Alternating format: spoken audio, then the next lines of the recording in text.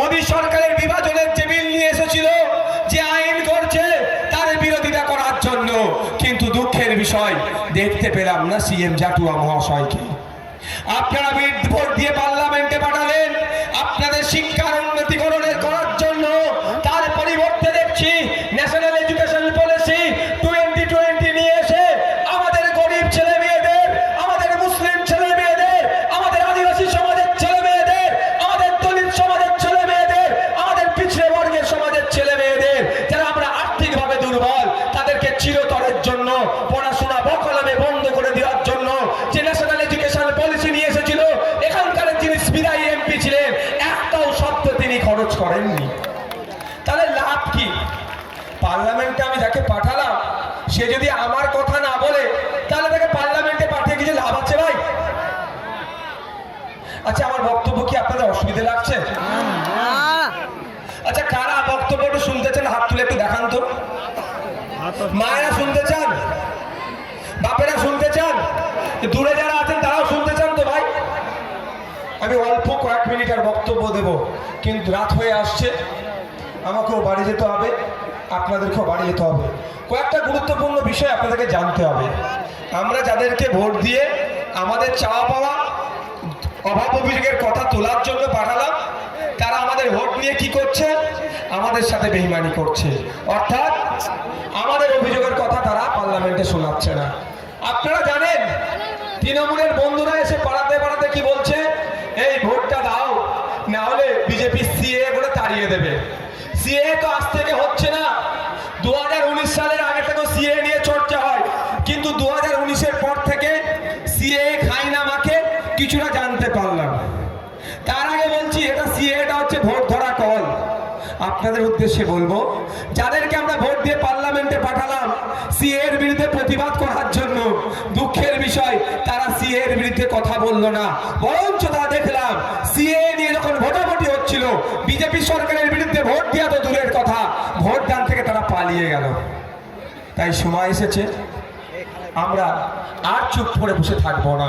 অনেক হয়েছে, আমাদের কথা বলার জন্য আমরা অনেককে পাঠালাম, ইতিপূর্বে 17 বার পাঠালাম পার্লামেন্টে, আমাদের কথা শুনতে পেলাম না। ভাই, যাদের অসুবিধা হচ্ছে আমি 2 মিনিট টাইম দিচ্ছি, তারা একটু বেরিয়ে যাবে, তাহলে একে একে অসুবিধা হচ্ছে, পিছনের লোকের অসুবিধা হচ্ছে। ভাই ভুল বলছি নাকি? যাদের অসুবিধা হচ্ছে একটু 2 মিনিট আমি টাইম দিচ্ছি, সবাই একসাথে বেরিয়ে যান, নাহলে একে একে মাঝে মধ্যে বার হচ্ছেন তো অন্যদের অসুবিধা হয়ে যাচ্ছে, নাহলে একটু ধৈর্য ধরুন। আমরা কৃষক বন্ধু যারা আছে, কৃষকদের স্বার্থে, কৃষকদের যাতে মাসিক গড়াই বাড়ে, কৃষকদের সারের যে কালোবাজারি হচ্ছে সেটা যাতে রোধ হয়, মাস গেলে কৃষকদের পরিবার একটু আর্থিকভাবে বেশি উপার্জন যাতে করতে পারে, কৃষকদের মুখে যাতে হাসি ফুটে, সেই জন্য আমরা কৃষকরা কাকে ভোট দিলাম? সিএম জাটুয়া মহাশয়কে ভোট দিয়ে পার্লামেন্টে পাঠালাম। কিন্তু দুঃখের বিষয়, কেন্দ্রের অপদার্থ সরকার, কেন্দ্রের জুমলাবাজি সরকার, কেন্দ্রের বিজেপি বিভাজনের সরকার কি করলো? অপদার্থ সরকার বলছি বিজেপি সরকারকে। আমি যদি আমি ভুল বলি, এই শুভেন্দু অধিকারী মহাশয়কে বলবেন আমার বিরুদ্ধে মামলা করতে কত সাহস আছে দেখবো। শুভেন্দু বাবু কি করেছে? মানুষের মধ্যে বিভাজন করেছে। তুমি হিন্দু, উনি মুসলমান, তুমি দলিত, উনি আদিবাসী, তুমি উচ্চ বর্ণের মানুষ, উনি পিছিয়ে বর্গের মানুষ। 10 বছর ধরে শুধু এই করেছে, মানুষের ডেভেলপের কথা ভাবেনি। পক্ষান্তরে কি করেছে? শিল্পপতি পুঁজিপতিদের সহযোগিতা করেছে।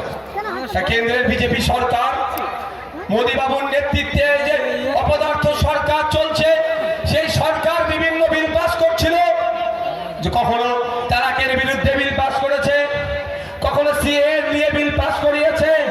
যেটা লেটেস্ট সংযোজন করেছে ওরা, সেটা হচ্ছে কি, যে 3টে বিল পাস করেছে মিনিমাম সাপোর্ট প্রাইসেও কৃষকদের এক কথায় বিরুদ্ধে গিয়েছে। আমরা ব্রিটিশ পিরিয়ডের সময় পড়েছিলাম, আমরা ইতিহাস পড়ে দেখেছিলাম নীল চাষিদের সাথে যেভাবে ব্রিটিশরা অত্যাচার করত, চাষ করিয়ে যেভাবে তাদেরকে শোষণ করত, সেই পলিসি আবার নিয়ে আসার চেষ্টা করেছিল বিজেপি। তার বিরুদ্ধে সারা দেশের কৃষকরা এই বিলগুলোর বিরুদ্ধে তথা বিজেপি সরকারের আনা বিলের বিরুদ্ধে সারা দেশের কৃষক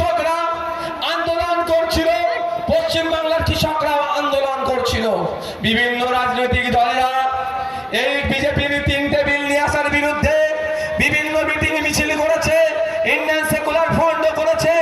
অবশেষে যখন বিল তুলছিল না, বিলগুলোকে প্রত্যাহার যখন করছিল না, দীর্ঘদিন ধরে দিল্লির সীমান্তে কৃষকরা দীর্ঘদিন ধরে আন্দোলন করছিল, তাও সরকারের যখন টনক নড়ছিল না, কেন্দ্রীয় সরকারের টনক নড়ানোর জন্য সারা দেশের কৃষকরা এই ভারত বন্ধের ডাক দিয়েছিল। পশ্চিমবাংলার কৃষকরাও সামিল হয়েছিল। বিভিন্ন রাজনৈতিক দলের নেতা কর্মীরা পরামর্শ করে কৃষকদের স্বার্থে ভারত বন্ধকে সমর্থন জানিয়েছিল। ইন্ডিয়ান সেকুলার ফ্রন্টও কিন্তু ভারত বন্ধকে সমর্থন জানিয়ে কৃষকদের ডাকে সাড়া দিয়ে বন্ধকে সফল হওয়ার জন্য রাস্তায় নেমেছিল। কিন্তু দুঃখের বিষয়, বাপি বাবু আজকে আপনাদের কাছ থেকে ভোট চাইতে আসছে। এই বাপি বাবুদের দলেরা, এই বাপি সাহেবদের নেতৃত্বে ওই দিনকে আমরা ভুলে যাচ্ছি না। ব্রিটিশদের বিরুদ্ধে যখন আমরা লড়াই করেছিলাম, কিছু চামচা ছিল ব্রিটিশদের সহযোগিতা যেমন করত, আমরা বিজেপির বিরুদ্ধে লড়াই করছিলাম গণতান্ত্রিক প্রক্রিয়াতে। বিজেপির এই কৃষক বিরোধী বিলের বিরুদ্ধে লড়াই করছিলাম।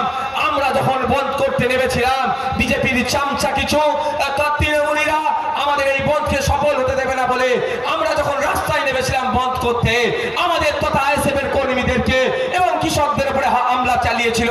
তাই সময় এসেছে আগামী জুন মাসের 1 তারিখে এই কৃষক বন্ধুদেরকে ভোট দিতে হবে। এই তৃণমূলের বিপক্ষে ভোট দিয়ে এদের বুঝিয়ে দিতে হবে কৃষকদের পাশে তোমরা ছিলে না, কৃষকদের ভোট তোমাদের পাশে থাকবে না। কি কৃষকদের ভোট দেবেন ওদেরকে? আরে আমরা আন্দোলন করছিলাম বিজেপির বিরুদ্ধে, আমরা আন্দোলন করছিলাম মোদিজির বিরুদ্ধে, আমরা আন্দোলন করছিলাম অমিত শাহজির বিরুদ্ধে, আমরা আন্দোলন করছিলাম দিলীপ ঘোষের বিরুদ্ধে, আমরা আন্দোলন করছিলাম সুকান্ত মজুমদারদের বিরুদ্ধে। কষ্ট হচ্ছিল কেন বাপিদাদের? বুঝতে পারছেন না? আরে তো আমরা কেন্দ্র সরকারের বিরুদ্ধে আন্দোলন করছিলাম, বাপিদাদের কষ্ট হচ্ছিল কেন? বাপিদার অ্যাকচুয়ালি কষ্ট হওয়ার কারণ, বাপিদার দাদাকে ডায়মন্ড হারবারে এখন দাঁড়িয়েছেন, আর তার পিসিকে মমতা ব্যানার্জি। হয়তো দিল্লি থেকে ফোন চলে এসেছিল, যদি তোমার রাজ্যে বন্ধ সফল হয় তাহলে হয়তো তোমার ভাইপোকে ধরে ভরে দেবো। ওই জন্য দিদি ভাইপো ভায়া বাপিদা হয়ে এখানে বন্ধকে সফল হতে দেয়। তাই বাপিদার সাথে আমাদের লড়াইটা কি? রাজনৈতিক লড়াই। আমাদের বিরুদ্ধে বাপিদারা নেমেছিল, আমাদের কৃষকদের বন্ধকে সফল হতে দেয়নি। তাই আমরা কৃষকরাও সময়ের জবাবটা ভোটের মাধ্যমে বাপিদাকে দিয়েও দেখিয়ে দেব। তোমার হাতে পুলিশ থাকতে পারে, তোমার হাতে গুন্ডা থাকতে পারে, তোমার হাতে অস্ত্র থাকতে পারে, তোমার হাতে অবৈধ অনেক টাকা পয়সা থাকতে পারে। দেখলাম তো পেপারে নাকি কোর্টে তাকে সমন করেছে, লোকের নাকি টাকা লুটেছে। যাই করো না কেন, দিনের শেষে আমি নাগরিক, আমার হাতে ভোটের ক্ষমতা আছে। ভোটের ক্ষমতা দেখিয়ে তোমাকে আমি আমার মতো আম নাগরিক বানিয়ে দেব। হবে তো নাকি ভাই? যে বাপিদারা আমাদের কৃষকদের উপর অত্যাচার করলো, কৃষকদের স্বার্থে যারা আমরা আন্দোলন করলাম, আমাদের উপরে হামলা চালালো, সেই বাপি বাবুকে একটাও ভোট দেব না। এবার আসা যাক, আচ্ছা এখানে যারা কৃষকরা আছেন আপনাদের মথুরাপুরে, সবাই যারা আছে নির্দিষ্ট কোনো একটা ধর্মের মানুষ নাকি? হ্যাঁ বলুন, আছে নাকি? আমরা আমাদের পরিচয়, আমরা কৃষক, যার ধর্ম বর্ণ নির্বিশেষে আমরা কৃষক। আমরা কিন্তু ভুলে যাচ্ছি না বড় ফুলকেও। যে বড় ফুল সবকা সাথ সবকা বিকাশ বলে ডায়লগ দিত, এই শুভেন্দু অধিকারীরা সকাল সন্ধ্যে রাত্রে এইটাই বলে যাচ্ছে, সবকা সাথ সবকা বিকাশ। কিন্তু কি দেখছি, শুভেন্দু বাবুরা মচকে মচকে হাসছে। যখন বলে ওটা না, ওরা মচকে মচকে হাসে। ওদের মুখের দিকে লক্ষ্য রাখবেন, বলে না সবকা সাথ সবকা বিকাশ, আর মনে মনে খুব হাসে আদানি আম্বানি কা সাথ আর উন লোগোं का ही বিকাশ। ওদের ছাড়া কারো বিকাশ হচ্ছে না। যা হচ্ছে ঘুরিয়ে ফিরিয়ে দেখবেন আদানি আম্বানি বা ওই কর্পোরেট। এই আদানি আম্বানি বা কর্পোরেটদের সুবিধা করার জন্য যে বিলটা নিয়ে এসেছিল কৃষকদের হবে জুন মাসের 1 তারিখে, কোনো ফুলের দিকে তাকানোর দরকার নাই। বড় ফুল বিল নিয়ে এসেছিল, আর আমরা যারা বিরোধী করছিলাম জোড়া ফুল আমাদের বিরোধিতা করছিল। তাই সময় এসেছে বড় ফুলকে প্রত্যাখ্যান করার, জোড়া ফুল